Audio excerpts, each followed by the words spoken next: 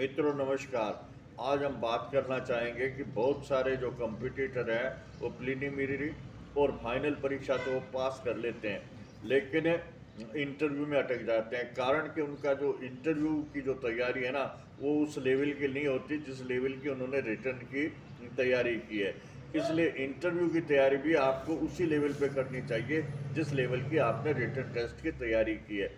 क्यों कि इंटरव्यू के लेवल पे यदि आप असफल हो जाते हैं ना, तो आपकी पूरी मेहनत जो है वो बेकार चली जाती है। इसलिए आपको इंटरव्यू की भी मॉक जो ड्रिल है वो करते रहना चाहिए। तो इससे आपको जो है कंपटीशन में सफलता मिल सके।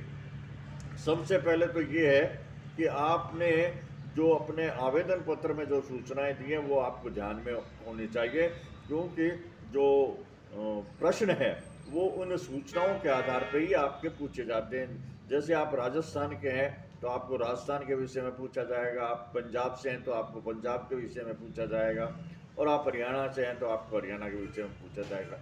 इसके अलावा आपका जो एकेडमिक जो है कैरियर, उसके विषय में भी आपसे बातचीत की जाएगी। इंटरव्यू के समय आपके जो सब्जेक्ट रहे हैं, आपका जो क्षेत्र रहा है, उसके विषय में पूछा जाएगा। इसके अलावा आप जिस सेवा का इंटरव्यू देने जा रहे हैं, आप उस सेवा में क्यों आना चाहते हैं, इस प्रकार के प्रश्न भी आपसे पूछे जा सकते हैं।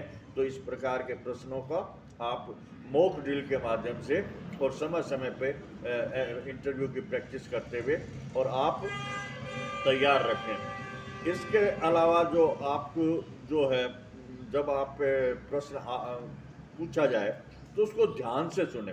ध्यान से यदि नहीं सुना गया तो आप दोबारा पूछ लीजिए, क्योंकि जब तक आप उसको पूरी तरह से समझेंगे नहीं ना, तब तक आप उसका सही जवाब नहीं दे पाएंगे। इसके अलावा आप जो है ना, दो टूक यानी सटीक जवाब देवें, ताकि जो इंटरव्यू बोर्ड है आपकी योग्यता को पहचान सके, आपके कॉन्फिडेंस लेवल को पहचान सके, आपकी सहमत समझ को पहचान सके। इससे ये है, अगला जो बात है वो ये है कि आपका जो कॉन्फिडेंट लेवल है वो भी अच्छा होना चाहिए। आप एकदम सहज होने चाहिए और आप में इस घबराहट इत्यादि नहीं होनी चाहिए।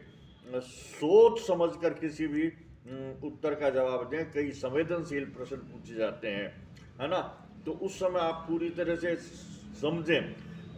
कई दफ़ा तत्कालीन परिस्थितियाँ जो देश में रही हैं उसके विषय में पूछा जा सकता है, तो उनको भी आप समझ के ध्यान करके रखें।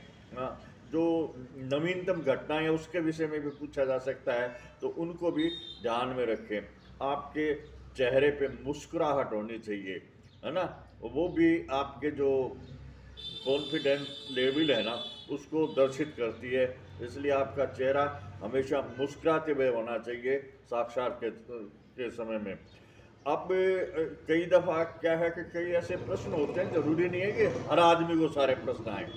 तो जो चीज़ आपको नहीं आती है ना, उसका टेढ़ा मेढ़ा या सही जवाब न दे करके ना कह देना ज़्यादा बढ़िया होता है। आप स्पष्ट रूप से कह दीजिए कि सर इसकी मेरे को जानकारी नहीं है। और सबसे अंत बात यह है कि आप इंटरव्यू के समय बिल्कुल सहज और सकारात्मक रहें। आप सहज और सकारात्मक रहेंगे और आपने जवाब सोच समझ के दिए हैं तो आपकी सफलता निश्चित है।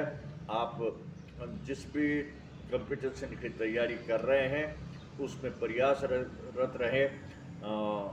मेरा ये शुभकामना है कि आप सफल होंगे और आप अपनी तैयारी पे ध्यान देवें।